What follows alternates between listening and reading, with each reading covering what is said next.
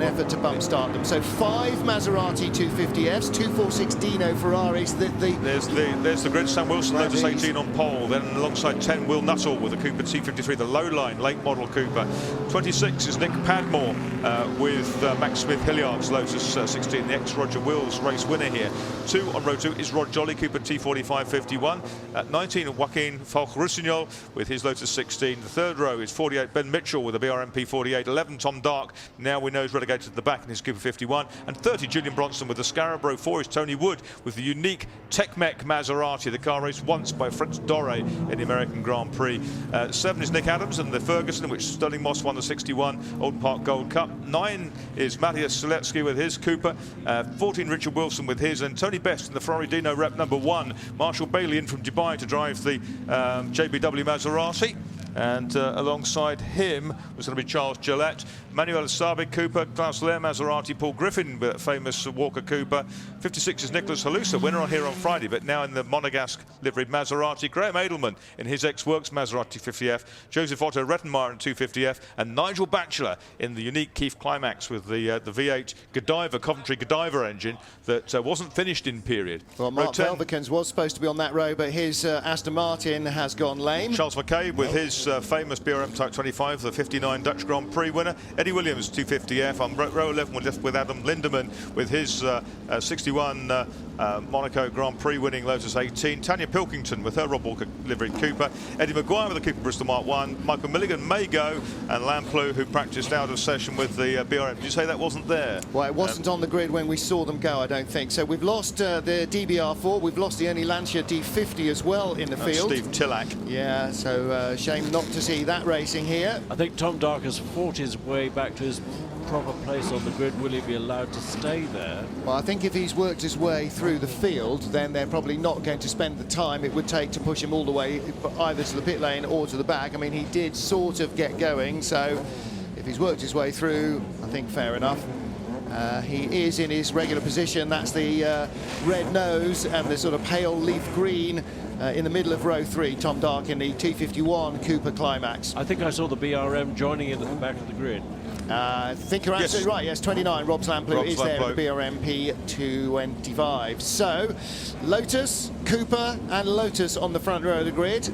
Rear engine, front engine. Then another rear engine Cooper, another front engine Lotus. And the flag drops away. We go very hesitant start from William Nuttall in the middle of the front row of the grid. Sam Wilson away quickly. Nick Padmore, 26 on the outside, and Will Nuttall straight down the middle. And Wilson's broken. Wilson's broken. The pole man, his hands in the air and pulling off onto the grass. Number 18, probably a transmission failure, I would think. We got away quickly around the outside. Julian Bronson in the metallic blue Scarab up to 4th position. So he's chasing. But it's Nick Padmore who leads at Ford Water. He's got to take the front engine Lotus down in the inside of the Cooper 53 of Nuttall. Nuttall goes back underneath him into the right-hander. So amazing. We've had several changes to lead already. Joaquin Falk is in 3rd. The Scarab is in 4th place. Sweeping through St Mary's, the 2 Lotus 16s, nose to tail, then the Scarab. So the front-engine cars, perhaps outclassed, but they're holding their own because in 5th place is another front-engine car. That's the Ferguson Climax P99, Nick Adams. Drive off the line really works well. It didn't work too badly, did it? And Rob Lamplu making up places in the BRM P25 already. And number 2 coming around the outside, Rod Jolly didn't make a great start. He's got Tom Dart behind him in a pea green and red car. And Rod Jolly still trying to get by the 4-wheel drive Ferguson. We've got a couple of unique Grand Prix cars here. That car won in the wet, didn't it, in the hands of Sterling Moss, and that's its only win. Was driven by its owner Tony Rolt, now owned by Stuart Rolt, who drove it yesterday in the winners' parade. Yeah. So will the 4-wheel drive and the weight of it hold against him? Car number 1, Tony Best, the Ferrari 246Dino. The best of the grandees, and he comes through the chicane, I think, in 13th position. No, 12th place he just got up to. So it's William Nuttall who still just holds the lead from Nick Padmore, Joaquin Falk-Rusignol, with the pale blue car of Julian Bronson dropping away now, and he'll soon be in the clutches of the battle for 5th, which is number 7, the car of Nick Adams, and right behind him Rod Jolly in car number 2. They were side by side into the first mile to St Mary's. Our leader Will Nuttall just keeping his nose in front. You can see the very different handling characteristics of the Cooper with its rear engine, lots of rear steer, and the Lotus, if you get that too sideways, it's going to take a lot longer to come back. And they're swapping positions left, right and centre, aren't they? This is absolutely amazing. And Padmore surely is holding the inside line, going to force Nuttall to go around the outside, but Padmore, the outright historic record holder here on the Goodwood Motor Circuit. We've got a safety car. Safety car boards are out, so no more overtaking for these guys. They'll see the yellow flags on the safety car boards. That's Rob Lamplow. Rob Lamplow's BRM, I think the front looked like it was crumpled. I don't know whether he's had contact with somebody or with the barriers. Hand out to the cockpit. Nick Padmore and Will Nuttall have slowed down. And a little bit unfortunate with that contact. We'll need to recover Rob Lamplow's car. Joachim Foltz, that's a very good question. Where has he gone? Ready to rejoin from the pit lane is the Connaught A7 of Spike Milligan. He'll be 3 laps down, or at least 2 laps down before he gets through. Joachim Foltz has dropped down the order and continues to drop down the order as cars come across the line. Not in a hurry to put 2 and 2 together, but if he's disappeared and Rob Lamplow's car looked buckled, I'm not sure how they would have come together, but they may have done. The long and short of it is the four-wheel drive Ferguson P99 using the Ulster tractor magnate Harry Ferguson's four-wheel drive system is up into 3rd place. The car that after its early career went off and did some Tasman races. There is Joachim Falk having a huge spin. Yep. That's enough to gain his attention. Everybody else is an offstage right. I think there must be some oil down 9 there and somewhere. 14, that's Siliki in 9. So it might well be some oil down. Lots of front-engined, hugely expensive Grand Prix cars shooting off into the grass. Was Wilson. Was Chris Wilson. Yeah. Just out of my sight at the exit. Richard Wilson, sorry. We need the tree locked down a bit. Right, Chris, I'll send a chainsaw over. Thank you. I think you might need permission. It might be hard to get as well. The safety car is out, and our leaders tucked up behind. You're absolutely right, Marcus. Look at the distinctive front end of that Ferguson P99. There's the start again. You see, initially, the poleman hooked up really, really well, and that was Sam Wilson, fresh from the Formula Junior race. But then, as he changed up, something went awry. Tony Wood went down the grass and the tech mech on the right to avoid Sam. And Sam just has all the hallmarks of either stripping a gear or breaking a drive shaft, doesn't it? There he is. Yeah. How disappointing. We've got a number of marshals coming out at the left-hand part of St Mary's with shovels and brushes. There's obviously, that's where the oil started. Not sure where it came from. Again, it's a 20-minute race, so the clock is still counting down. These laps count, but of course you can't add to your position. See the grey BRM there, Ben Mitchell. You were saying, Marcus, he was a little worried about getting it off the line. He was very cautious getting it off the line. He lost several places. The car hasn't raced for decades, essentially, and it's sort of very narrow power band. And 40-year-old clutch. Narrow power band V8 engine. At the end of the day, he's going to be very careful with it. So it's a priceless car. It's got its original magnesium bodywork. Absolutely extraordinary. There it is, 48, Type 48. The amazing thing, Marcus, is that on the inside of that bodywork is still the original stenciled writing by the bodybuilder. Amazing, isn't it? There's Joachim Falk going round. So who left the oil then? Was it him, or had somebody else already left it? He didn't look like he spun on his own oil, but Wilson and Seletsky go off to the right. Yeah, and they're not alone, are they? Spin there from Marshall Bailey in the JBW Maserati, and he's right in the middle of the circuit, and that's what happened to Rob Lamplow right at the tail of the field. That was a pretty firm impact with the barriers as well. So I'm afraid that BRM P25 is going to need quite some remedial work after this weekend. Yes, I guess he caught up with the start of the oil trail, essentially. That's quite likely. Well, once you hit the oil, the car goes where it wants, doesn't it? You have very little input. No. Whether it spits you off left or right is in the lap of the gods. Very much so. There's still a lot of sweeping and shoveling to be done at St Mary's. looks as though 2 streaks of oil. And that, for the gods, was a line from a Queen number. Also a fantastic video series that came out in the late 80s, which was on board Formula 1 laps filmed by the Elf Petroleum Company. A whole host of drivers from the 70s and 80s into the 90s, in fact. Remember those pictures of Jackie Stewart driving one of his old cars with all the bodywork stripped off, Yes. going around Monaco? Well, there is all these remarkable photos that tip on, you know, Graham Hill with a movie camera basically taped onto his helmet and all these sorts of things. Well, we were hearing yesterday about the Eagle testing here with Bert Baldwin, Seen the that tyre photo? engineer, Yeah. sitting on the back of it. Hanging on to the roll hoop and yeah, no bodywork, just watching the tyre Presumably squish. with a kind of a safety helmet and harness. Yeah, presumably. Yeah, the King's, Not new, clothes, the visible. King's new clothes version. Not There's show. There's the 250F with the Monaco. Yeah, that's the natural paint old colours. Andre Testu car, isn't it, in that colours. Looks very strange in white with the red stripe, but Does a great to little see bit. it kept like that, not put into another red one. Yeah. And then a little further back, the Sharknose number 4 car. That's Joseph Otto Rettenmeier. That's another 250F, but The Rettenmeyers have the most magnificent collection of principally Maseratis, but Oscars as well, and they're regular supporters of this event. And number 3 from the back, just over the circuit perimeter at Lavant is where Michael Milligan lives. Retired gynecologist, used to race at MGAs back in the day. stays with the A. That's a Connaught A series. See, there's still quite a lot of cement dust down, so the marshals have to work before the queue gets to them and afterwards. As you can see from the pictures, great viewing opportunities, not just down the main straight from the grandstands here, from the grandstands out on the Lavant Straight, but you can walk all the way around to St Mary's and have a fabulous view there. White flags means there's a slow-moving vehicle, and you can catch a wagon behind the tractors as well. Into the pits came the number 22 car.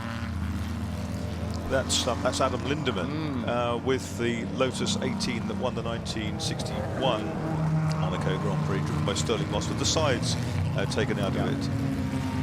No need for that today, and no need to weld it on the grid either. Coventry Climax FPF engine, 1500cc by 61, of course, when the Formula 1 regulation has changed. Sam Wilson getting a tow, taking the opportunity to get a tow back to the paddock. That was a slow-moving vehicle. So we're changing plugs and we're fiddling with the carburettors. I'm sensing a misfire might be the problem here. That's as far as my mechanical input goes. It's going to blow the jets out in the top of that it's a Weber carburettor, twin choke, pair of them on there. So twin plug head. Pop the plug leads back on, hopefully in order. Tends to mask a problem, doesn't it? Yeah. Mask the solving of a problem.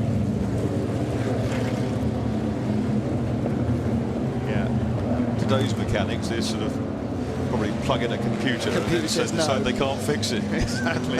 Well, you know, exactly. The man from Del Monte says no. Exactly, as you said, Marcus, blowing out the jets of the carburettor.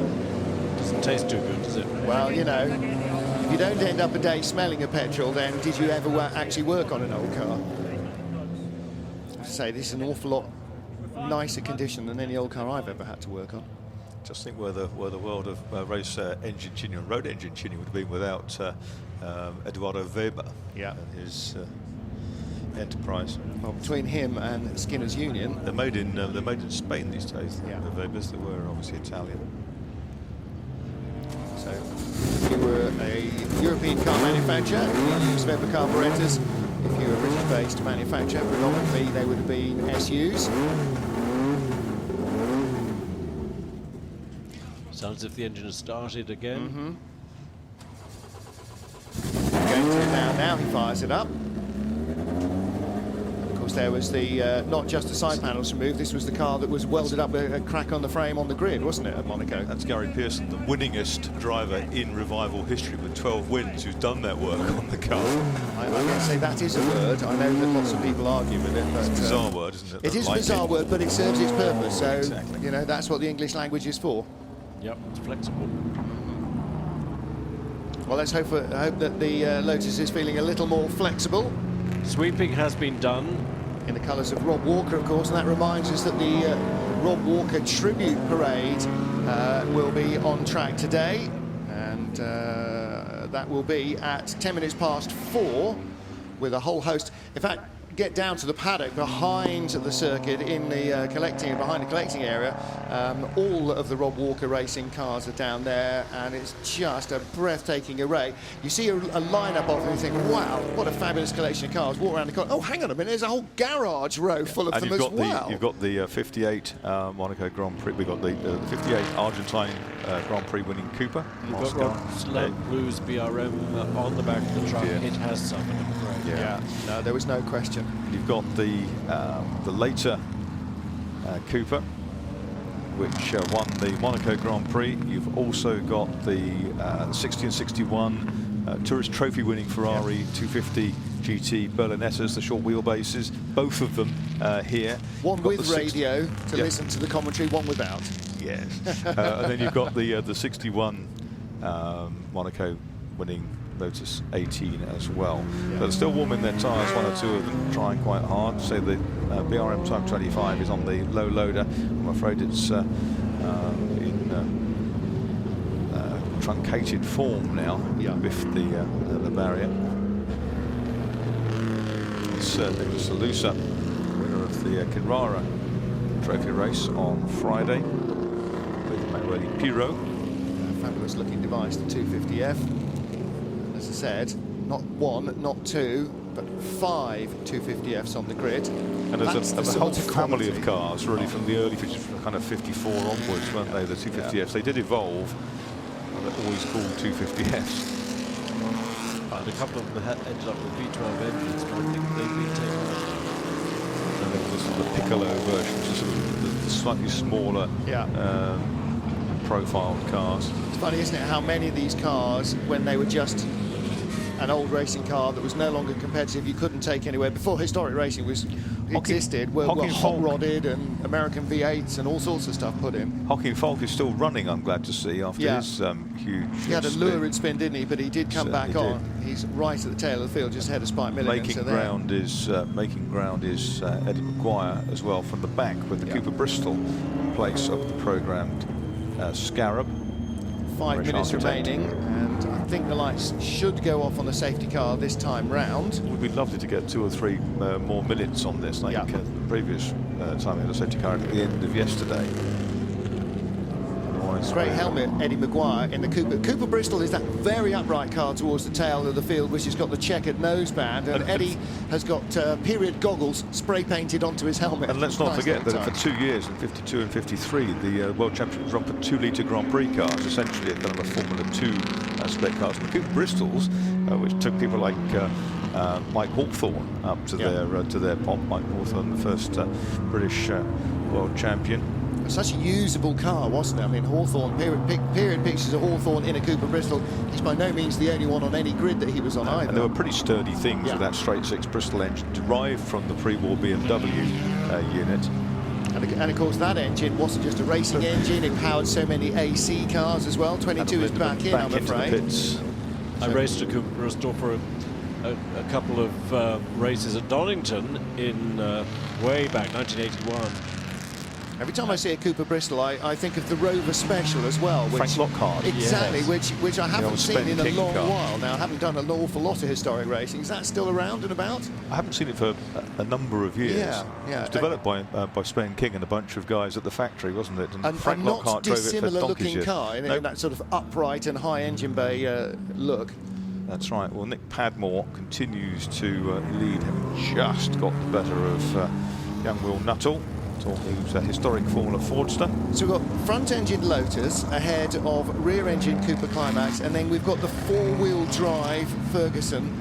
So you've got a whole, and then the Scarab with the Indy engine. You know, the top 5 has got as much variety as you could want in any race. What you've actually got is a bunch of Formula 1 bit part players from the front engine era that have moved up and they're batting above their weight these days, chasing a Cooper T53 at the type that Jack Brabham and co would have driven. Now, is it a factor of the circuit being essentially long, fast sweeps with very little short nudgery stuff that doesn't allow the mid-engine cars really to extend their advantage. I think that there's actually a lot of other mid-rear engine cars that could be there pushing down the order. I think the whole purpose of this race is to showcase this revolution in Formula One and to give the guys with the quicker front engine cars an opportunity to be up there on the podium. And away we go again then. Nick Padmore never slow to get into his stride. Fifth place is Rod Jolly, 4 times a race winner in Richmond and Gordon history here in the number 2. Watch that, the Cooper with the work stripes over it. Right behind him is the Tech Mech. There was the Ferrari we saw. Tech Mech's come on well up the grid as well. Big Scarab Ferguson battle shaping up. Yes. Never thought you'd have said that in period. Into the right-hand of St Mary's. There's the Ferguson being chased by the Scarab.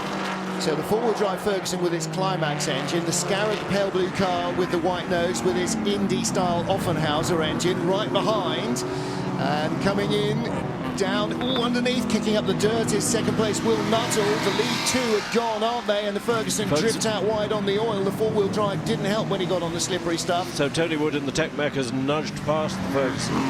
Yes, the Tech Mech designed by Valerio Carlotti, fallen out with Maserati. It's the ultimate kind of evolution of a 250F theme. It's independent suspension, it's disc brakes, it's a very shrink-wrapped chassis. It's not the prettiest thing in the world. Purposeful, perhaps. Seems to have some fairly hefty anti-roll bars on it these days. Yes. That Fritz Doré didn't get to use in the American Grand Prix. Rod Jolly is threatening the Ferguson. Yes, he is. Car number 2, Rod Jolly. And he should be able to exploit his nimble Cooper. Under-braking, the Ferguson will be strong under-braking with that four-wheel traction and again out under acceleration. Race leader Nick Padmore, car number 26. Behind him, Will Nuttall. They're gone. The battle for third now.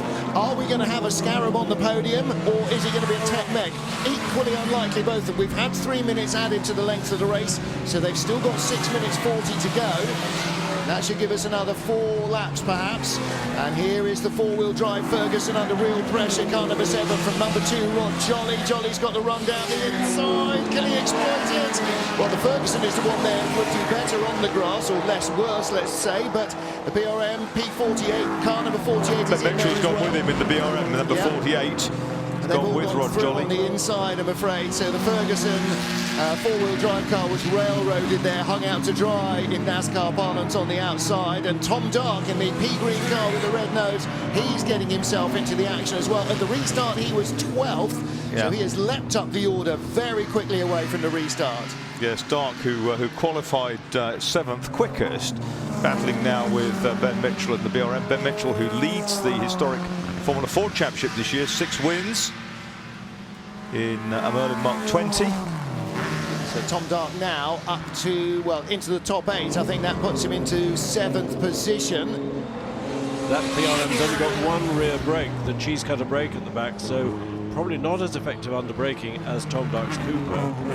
Yes, on the back of the transmission. It's really bizarre, isn't it? You can see it through the rear end of the car, the round brake disc with the caliper on the driver's left-hand side, and the Tech Mech sweeps around the outside of the Scarab. Is that a sentence that would ever have been said in period? That's the change for third place, and that probably wouldn't have been said in period. Dark hasn't got a transponder going, I would think, at the moment, because well, I can see him in the back of the picture behind Rod Jolly. He's not being shown, but he is there. He's not anonymous. Tom Dark is the red and green number 11. Rather on mostly on our timing screen, it's got a little exclamation mark alongside. That's because they can't pick up that. They know he's there, but he's actually up into 6th place. So fastest first sector of the lap from Nick Padmore, the race leader. Fastest speed behind him, though, from Will Nuttall in second place. The battle for third continues to be Hocking Falk in the pits. Falk is in, so he may have more of an issue. Looks to me as if Rod Jolly was getting back towards the Scarab Tech Mech battle. Yeah, Rod Jolly is closing, and he's not on his own, is he? I think the BRM car number 48 is going with him, and Tom Dark is as well. Tom Dark in that queue. Do you remember years ago there was a tussle between Wood in the Tech Mech and Bronson in the Scarab. Bronson touched the back of the Tech Mech coming down into into Woodcote Corner. Knocked the nose off the Scarab, but still won the race. Scarab losing traction on the grass. Sweeping by is Rod Jolly. Sweeping by too is Tom Dark, number 11. He goes down the inside of Rod Jolly. Battle under braking between the two Coopers, and it just about works itself out in Rod Jolly's favour. 4th and 5th, and the Tech Mech at the moment in 3rd, but it's not escaping Marcus. Big Julian Bronson battling in there. 4 times a winner in the Grand Prix Historique at Monaco in different ERAs. But saddling this Scarab he's run for the last few seasons. That's a team spare from back in the day. Fabulous looking cars, weren't they? There's Wood. Not something you could accuse the Tech Mech of being, I'm afraid. Looks that only a mother could love. And look at that, Rod Jolly into the slipstream, a locking brake for the Tech Mech ahead of him, and Rod Jolly in the number 2. He would like to have 3rd place out of this. He tricycles that Cooper beautifully, an ex-Brabham McLaren team car, and on the Lavant straight he tweaks up to the right-hand side of Tony Wood. Tony Wood, a regular winner here at Goodwood over the years, but Tony Wood's got the legs on the Cooper, hasn't it? He's bold. Tony Wood as well, based in Scotland. Ferguson is slowing. He's got a problem. Yeah, Tom Dark's in behind, and Ben Mitchell on the back of that group. So it's Padmore from Nuttall out front at 10 laps. And the fastest lap last time round from Will Nuttall in 2nd place. The leader's doing a very low 1 minute 24s, 24.2, 24.3, and behind them 1 minute 27s for the next chasing pack. And the Tech Mech is still in 3rd place. The big upright car, number 21 of Tony Wood, started 9th on the grid, and behind him Rod Jolly, car number 2, and car number 11 with the bright red nose of Tom Dark. Yeah, the leading pair very close together, exiting St Mary's. Tom Dark losing ground. They're having a look at Rod Jolly, and that costs him because past goes 48 Ben Mitchell in the grey BRM P48. Yeah, Tom Dark, who's the stealth bomber on our timing sheets, isn't he? Yeah. You can't see him. And Ben Mitchell closing up on Rod Jolly, and getting more and more confident in the BRM's handling. Super driver from the Cotswolds, 25 years old.